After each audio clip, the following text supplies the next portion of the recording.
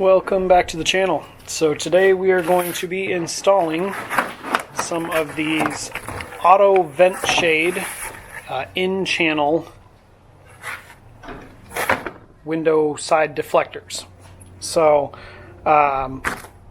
pick these up on Amazon, relatively inexpensive. They just apply with 3M tape. A couple things that I noticed here. Flip the camera around. So the first thing I noticed is when I was taking it out of the package, this packaging wanted to stick to the back side of the 3M tape here on this one.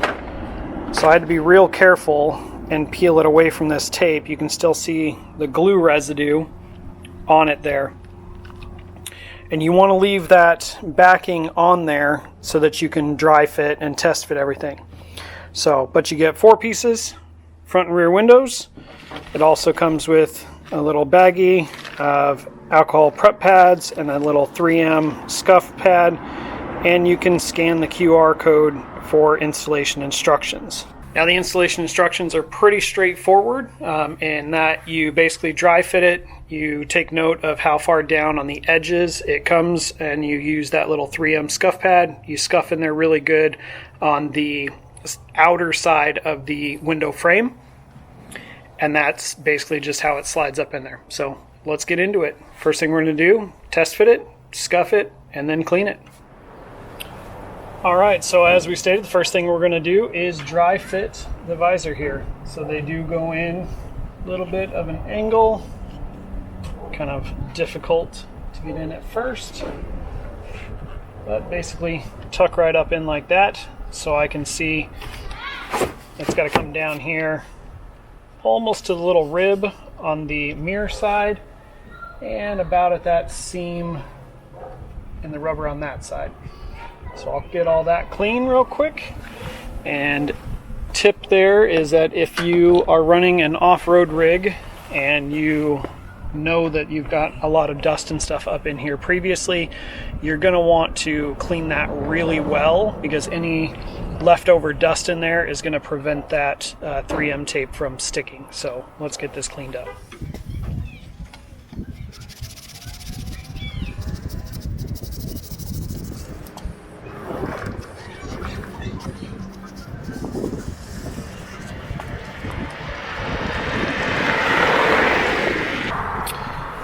And like I was saying, you can see how filthy that is. So clearly this one little piece isn't going to cut it. So I've got myself a blue towel and some rubbing alcohol, and then I'm going to use one of these little trim tools and cram up in there and get it nice and clean.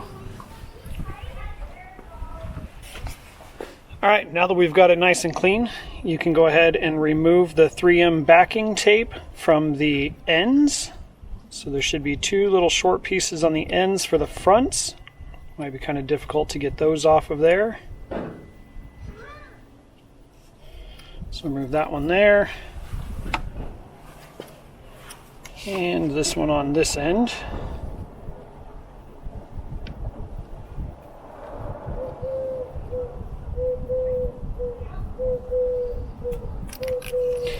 And then for the long main piece, we're only going to peel it back about 2 inches on either side.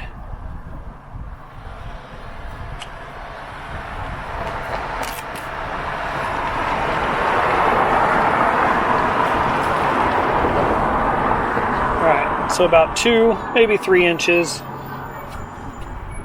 and we'll do both ends.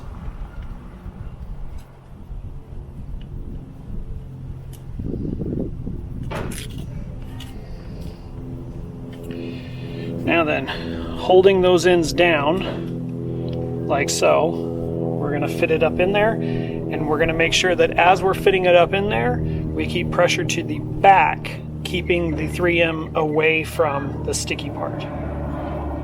Let's do it just like we did on the dry fit. Stick it up in there.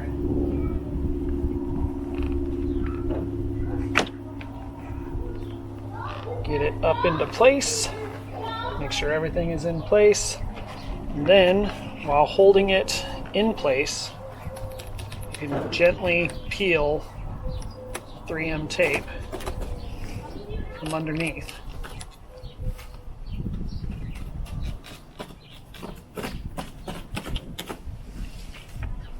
Now, once all that is out,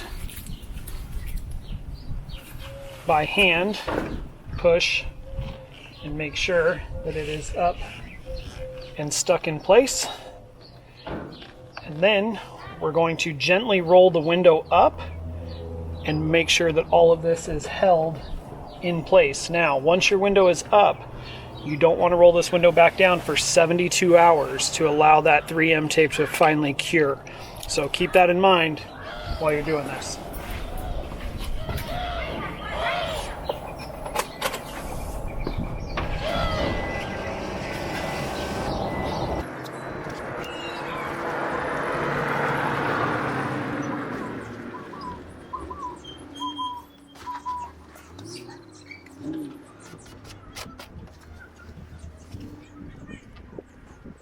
Now that this is in place, we can talk about why you would want something like this, right?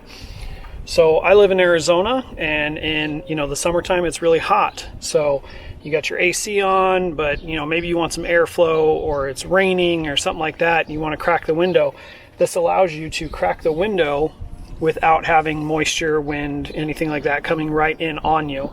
This is also beneficial, and one of the main reasons that I choose to run these is that with my refrigerator running in the truck when I'm camping, even though it's colder outside, the inside cab of the truck gets warm because the compressor in the refrigerator running. So, which then is counterproductive for the fridge.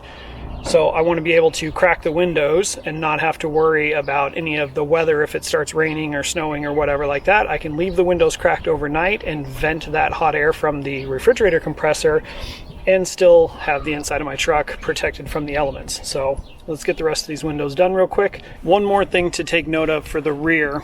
If you look in the rear, you can see that there's one end that has a little bit more square of a corner than the rounded corner. The rounded corner goes towards the rear of the vehicle.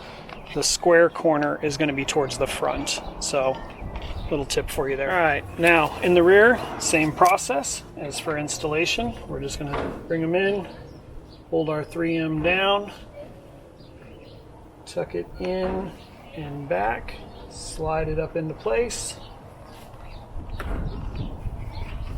And then we are going to gently peel the 3M back in. Now, the only difference that I am going to change on this one is I have a couple little pieces of cardboard here, and what I'm going to do is I'm going to insert these just at the base to where when I roll the window up, I can catch it a lot lower because it was a little bit of a pain on the front one. So as I roll this window up,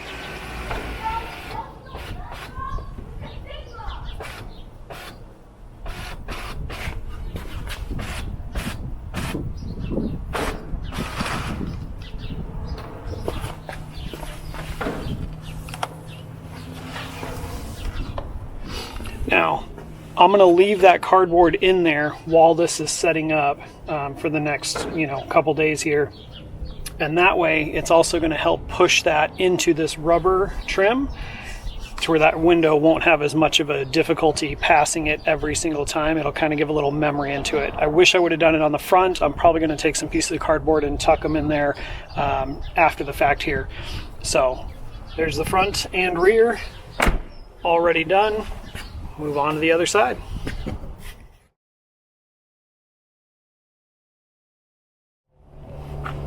All right, very easy install. Took me maybe 20 minutes total. So this is a little piece of like Scotch-Brite that they give you.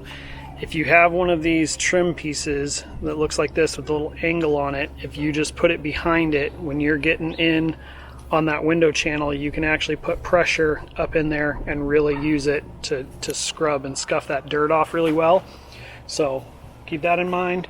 Provide your own rubbing alcohol and a little shop towel. The little squares that they give you to clean it, they work, but it's not enough if your vehicle's dirty. So if you have a third generation Tacoma double cab, here is the part number. That is 194768.